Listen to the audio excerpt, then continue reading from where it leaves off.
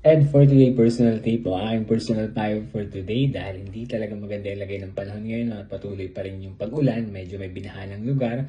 Ang aking personal payo, ang aking personal opinion for today, unahin mo muna yung kaligtasan mo o yung safety mo bago yung trabaho mo. No? Kung sakali man nag-work on-site ka, kung alam mo sa sarili mo na hindi na rin naman advisable na pumasok ka pa dahil nga baha yung dadaanan mo, wala kang masasakyan, and hindi na rin talaga dapat pumasok pa dahil again, magiging delikado nga para sa'yo. No? Kung sakali man nandyan ka sa sitwasyon na yan, huwag ka nang pumasok. Kahit ngayong araw lang, ipagpaliban mo na muna. Unahin mo muna yung safety mo, kaligtasan mo, bago yung trabaho mo. Magpaalam ka sa boss mo, sa company mo na hindi ka makapasok dahil nga hindi mo kayang pumasok dahil nga wala kang masasakyan or talagang baha sa lugar mo.